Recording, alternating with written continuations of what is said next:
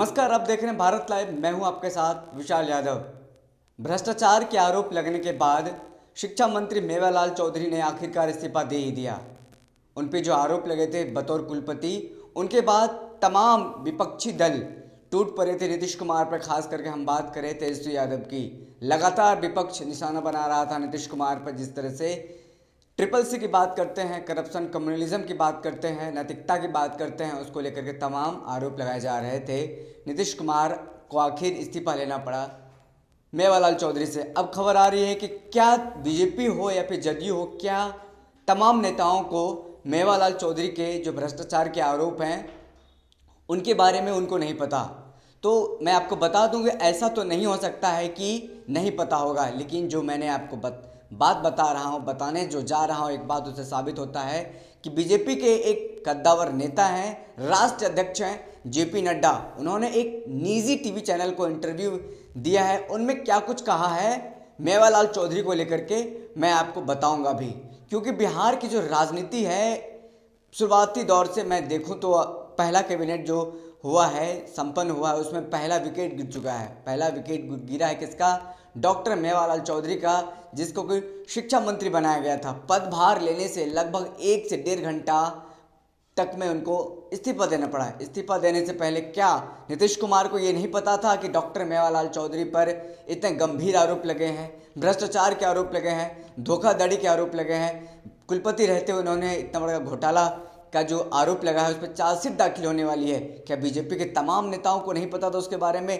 Cabinet में शामिल करने से पहले उनको नहीं पता था कि मीडिया में ये होने वाला है, चर्चा में आने वाला है, तमाम केसेस के फिर से खंगाले जा सकते हैं, मीडिया ट्रायल हो सकती है या फिर विपक्ष निशाना बना सकता है? ये सारे तमाम सवाल को दरनिकार करते हुए नीतीश कुमार ने शिक्षा मंत्री उनको बनाया था। शायद उनको लगा होगा कि नहीं, लोग नहीं जान पाएंगे या लोग उनकी बातों को भूल जाएंगे जो उन्होंने भ्रष्टाचार पे, उन पे जो आरोप लगे हैं। शिक्षा मंत्री मेवालाल चौधरी पे, अब पूर्व शिक्षा मंत्री हो गए हैं, उन पे जो आरोप लगे हैं उनको लगा था कि लोग भूल जाएंगे, मीडिया भी शायद भूल जाएगी, विपक्ष भूल जाएगी। लेकिन मुद्दा ऐसा नहीं है। जब से सरकार का गठन हुआ है तब से लगातार सरकार विपक्ष के घेरे में है, क्योंकि तेजस्वी यादव जिस तरह से अक्सर और बराबर कहते आ रहे हैं कि ये जनादेश का अपमान है। जिस तरह से बीजेपी को 74 सीट आया, नीतीश कुमार की पार्टी जदयू को 43 सीट आया, और वहीं बात करें राजद की, राजद को 75 सीट आया। बिहार की सबसे बड़ी पार्टी बनकर उभरी है। इसके बाद से कहा जा रहा है कि बीजेपी के द्वारा बिहार में जनादेश का अपमान किया गया है, जनादेश का चोरी किया गया। इसके बाद से लगातार सरकार गठन होने के बाद से नीतीश कुमार विपक्ष के निशाने पर थे।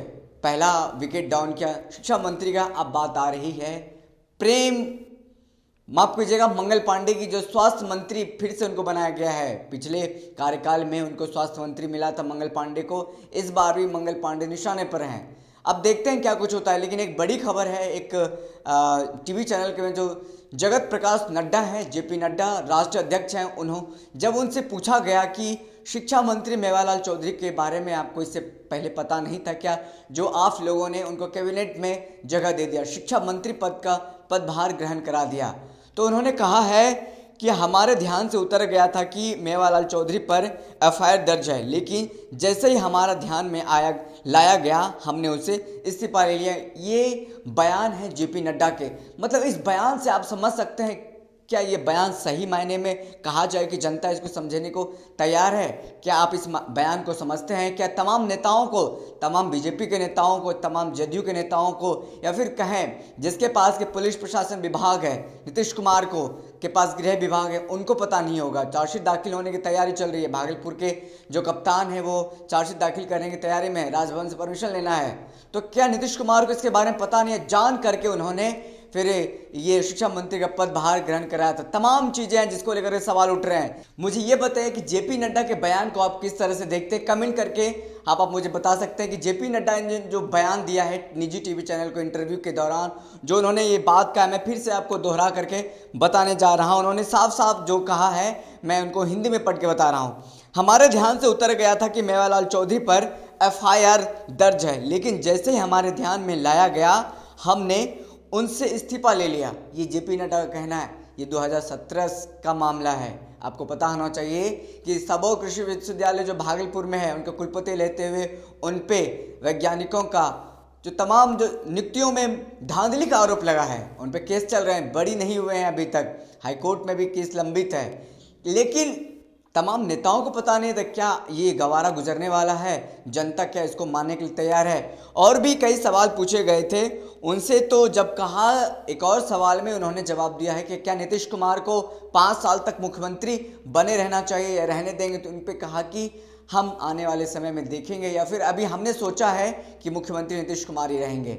आप देख रहे हैं भारत लाइव, मैं हूं आपके साथ विशाल यादव। ऐसे ही लगातार हमारे खबरों को फॉलो करते रहें, देखते रहें, बिना कटिंग छटिंग की खबर को देखने के लिए भारत लाइव को सब्सक्राइब करें। अगर आपने अभी तक हमारे फेसबुक पेज को लाइक नहीं किया है तो हम जा करके पेज को लाइक करें। अगर एक बात मैं आपसे कहना चाहता हूँ, अगर आपको लगता है कि निष्पक्ष पत्रकारिता आगे बढ़नी चाहिए तो आपको आगे आकर के सहयोग करना होगा। हमारा यूपीआई नंबर नीचे स्क्रॉल कर रहा है, आप चाहते हैं कि सहयोग करना तो सहयोग कर सकते हैं। धन्यवाद।